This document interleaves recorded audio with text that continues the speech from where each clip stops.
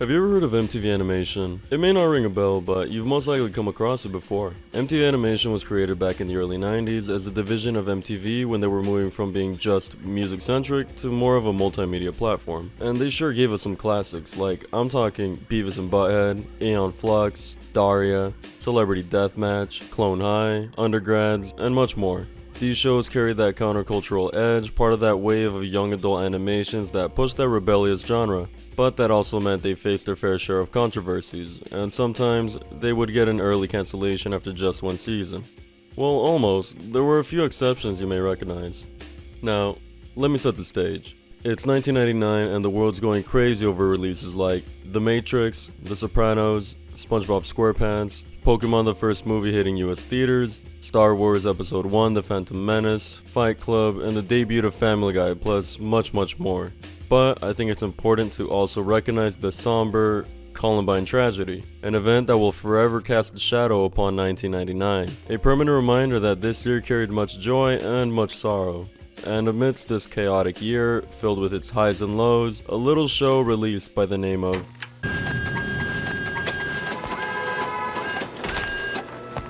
Alex, yo, man, you okay? What's up, Go? Yeah, man, what the hell you been doing? Smoking something? Jeez. No, I'm just worried about Sunday. Man, you've got absolutely nothing to worry about, man. You got me, you got all the kids. We're gonna help your ass out, man. So you're paying me, right? Debuting in 1999, Downtown was a show created by Chris Pernonsky and produced by MTV Animation, where he worked on Beavis and Butthead prior to pitching Downtown to MTV. Chris then went on to create Titmouse Inc. in 2000, and if you don't recognize them by name, they were responsible for animation for shows like Black Dynamite, Big Mouth, an episode in season 3 of Love, Death, and Robots called Kill Team Kill, and even a hand in Uncle Grandpa and the Midnight Gospel series on Netflix. Oh, and they also contributed to a scene in Across the Spider-Verse. Their list of hits goes on, but even though Downtown isn't officially a Titmouse production, you can see their logo on the early Downtown animation reel by Chris in the behind the scenes. So, in a way, Downtown might just be considered a prelude to the Titmouse legacy.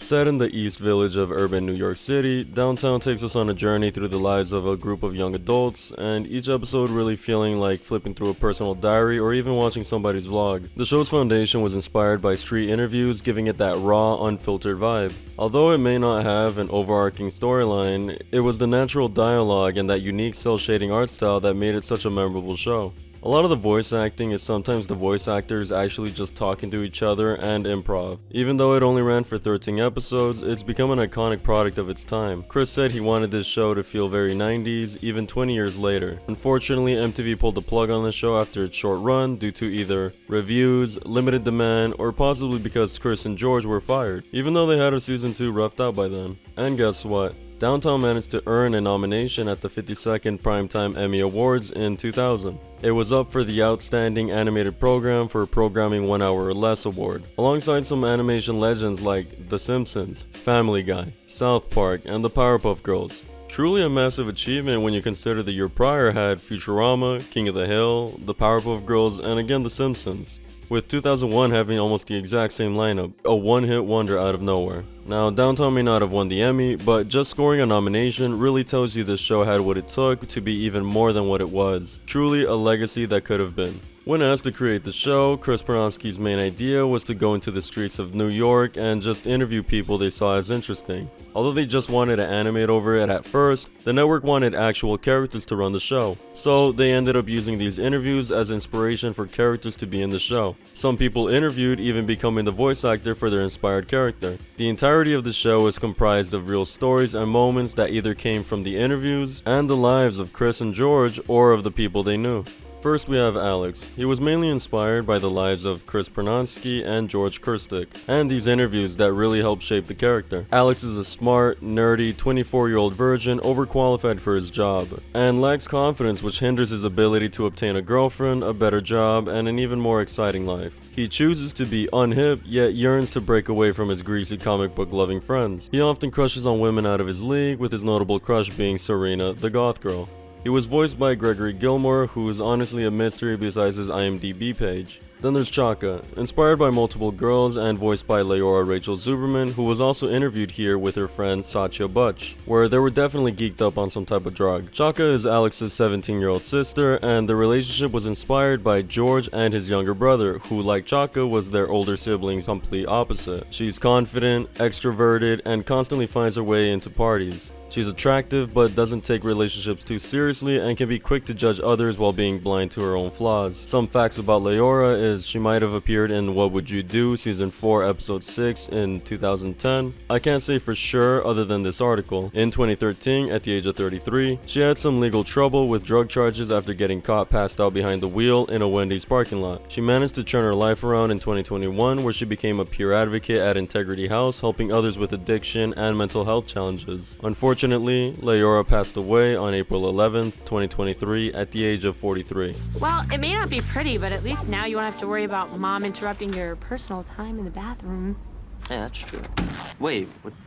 You know about that? Now we have Jen. Her character was highly inspired by this girl's interview, who Chris really wanted to voice the character, but seemed she was too shy and backed out. Jen is Alex's 23-year-old best friend, a quirky, loud, sometimes angry type with a self-defeating personality. Jen's character yearns for love and acceptance, but she refuses to follow societal norms. She's someone who likes to give relationship advice despite her own lack of success. Voiced by Tammy Lang, who had parts in other shows, but she's also recognized as Tammy Faye Starlight. She's a singer, comic, and a stage performer who actively shares her journey on Instagram. She started this adventure more than 20 years ago and continues to perform in sold-out shows to this day. Next up is Mecca, also inspired by those who inspired Chaka, possibly inspired by this specific interview, which doesn't seem to be available online, and she seems to be the only one without a named interview. Mecca is Chaka's close friend. She's a dreamy and hopeless romantic, the type who lives for love and constantly in the search for her true love, always viewing the world through rose-tinted glasses, and she often gives others the benefit of the doubt. Voiced by Aurora Lucia Levy, this was her sole voice acting role, but she went on to serve as a field producer for various shows like the 7th season of Project Runway All-Stars and the Trixie Motel show. She likes to create art and also runs a small online jewelry shop on Instagram that she's still active on. Meet Fruity, inspired by these interviews and Paul Williams, who is someone Chris went to school with. He was also in the What's Up Budweiser commercial. Here's him at the auditions for it. Fruity is a smooth, confident type, someone who's constantly on the hunt for women and a major coomer. He likes to show off whenever he can and get that spotlight on him, but he never thinks about life out of high school. Voiced by Marco H. Rodriguez, one of the interviewed and inspirations for the character. Here's a photo of him in a b-boy battle at his college in 1999, and besides his voice acting, he's a musician who has his own band called the Downtown Rhythm Section, in which he plays the drums for, but he also sings. He has been playing for around 8 years prior to the interview, and he's even had a recent performance in Tompkins Square Park in 2021. He's still active on Instagram and seems to still be making beats, so who knows, maybe you'll come across him in the streets performing. And now Matt, inspired by this interview and mainly Tony Soronage, who was a graffiti artist who went on to become a master painter. Matt is Fruity's close friend. He's a smart but quiet artistic type. He prefers to throw up anonymous tags, and he's got a very laid-back philosophical style that tends to attract women more than Fruity. In the show, he works in the same comic store as Serena. Voiced by Hector Fontanes,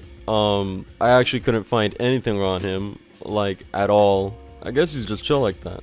GOAT. He isn't even inspired, but basically based on Scott Reinecker, who also voiced the character. Scott was a friend of Chris and George back in college, where Scott would often bang fat chicks every other week, as Chris would put it. GOAT is a sleazy freak, a very social type who once said, If you dangle the meat in front of 50 ladies, chances are one of them's not a vegetarian. GOAT's ability to live as free as he wants makes Alex admire it, and he would often turn to him for advice on overcoming his own social awkwardness. Scott Reinecker also played the exact same character in another show called Mega's XLR. He was a Star Wars enthusiast with a niche for collecting unique items, and he also worked in a tattoo shop where he got his tattooing license. Unfortunately, Scott Reinecker, along with his dog, tragically passed away due to damage sustained by a house fire on February 20th, 2023 at the age of 50. Want to play fetch? You get down on all fours and I'll throw you my bone. What? You want to have sex? Piss off! All right, one down, 49 to go. Last but not least, Serena, inspired by these interviews with true goth girls. Her character is of course the hot goth girl with a seemingly mean personality, but is usually nice on the inside. Serena works in a comic book store with Matt, as mentioned before, and she likes to write poetry, design clothes, make jewelry, and play the zither. She's got a history of dating junkies, posers, and those who say, "I can fix her." Because of that, Serena claims she's ready for a nice guy, yet she never notices them when they come around. Voiced by Phoebe Summersquash, she's a drummer who's been playing for over 20 years and still plays to this day, and she also had a voice in the radio commercials for Saints Row 2. My guess is these, but I can't confirm. Nobody said being a teenager would be easy. Between violent mood swings, your voice changing, and a hair starting to grow where there wasn't hair before, sometimes you feel like you'd rather be dead. Well, if I believed in God, I would totally thank him, for nobody loves me. Nobody loves me? Yeah, nobody loves me. It is the store for anti-consumerism consumers. This show truly was an example of groundbreaking animation during an era when digital animation was slowly on the rise. Most of the show is hand-drawn with very minimal digital editing. Thanks to Chris Pernonsky, George Kurstik, and everyone that helped bring the show to life, the public got something that just can't be replicated. Especially the destroying of the Twin Towers in the first episode, which is not allowed to be portrayed anymore. Definitely a product of its time. I had planned to make this an episode-by-episode review of Downtown, but I thought it seemed unnecessary, as the show doesn't have much of a story, but it's still a very funny watch and decently relatable show for most young adults getting through daily life sometimes. I highly recommend watching the show yourselves. You can find it here on YouTube, and if you're really interested, you can find all the character interviews, designs, pencil sketches, behind the scenes, commentary, storyboards, and literally everything in the unofficial unreleased DVD on the Internet Archive. But remember, you probably won't find anything on YouTube, as most of its content lays dormant, covered in dust on the internet shelves. There can always be more to talk about on the show, as it'll never be forgotten, but I feel like I've done enough work and research for this, so hopefully this makes you want to watch the show and or give you a pinch more information that you may not have known. But anyways, the moral of the story is, go watch Downtown. Guess this is what they refer to as real life, huh? Bet you I could get them both back to my crib with the quickness. Does Big Fortuna look like he's having fun? You wouldn't know a good time if it bit you on your ass. Man, I feel the fool. My manhood's spinning. See, Mecca, that's how you play the game. MTV presents Downtown. An animated look at the most animated part of town. Drawn from real life. Downtown premieres next Tuesday night at 10:30 after The Real World. Check this out, man. Underage midget porn.